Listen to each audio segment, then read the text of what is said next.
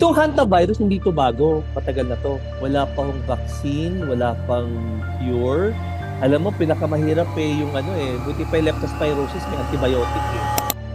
Isa ka ba sa natatakot sa pinag-uusapang hantavirus? Magdudulot nga ba ito ng panibagong global pandemic?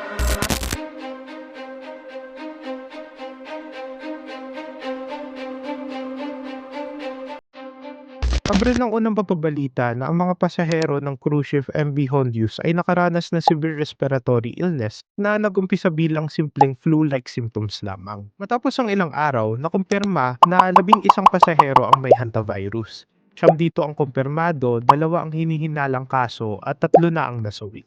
Pero ano nga ba ito? Itong hantavirus hindi 'to bago, matagal na 'to. About 1930s, 1950s meron na pong hantavirus.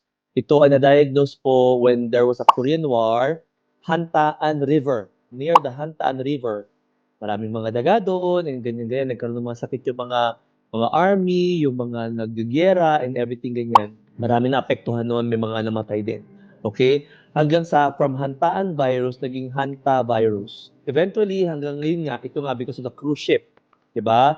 The Helios cruise ship na nga ito at may mga namatay na nga po. Kaya po naging, mas lalo pa naging popular. Andes hantavirus strain ang sinasabing kumalat sa cruise ship MV Hondius. Ito ay isang uri ng hantavirus na nagmula sa mga hayop at maaaring magbunga ng human-to-human transmission. Ang alam talaga ng libro ng mga scientist, talagang zoonotic. Rodents, pamilya ng mababait, daga, mouse, doon ang galing and then langhap ng tao, nagkasakit. Dahil maaring makuha sa hangin at may naitala ng human-to-human transmission, ano nga ba yung pinagkaiba nito sa COVID? Iba ito from COVID.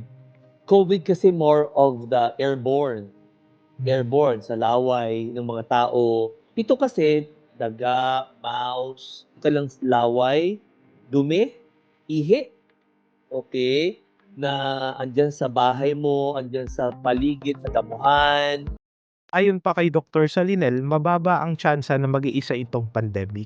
Ngunit wala pang lunas o vaccine para sa hantavirus. Wala pa hong vaccine, wala pang cure. Alam mo pinakamahirap, yung ano, buti pa yung leptospirosis may antibiotic, eh. 'Di ba? Kasi bacteria 'yun, Leptospira, eh. 'Di ba? Pero itong virus na 'yun ang pinakamahirap, gaya ng COVID, 'di ba?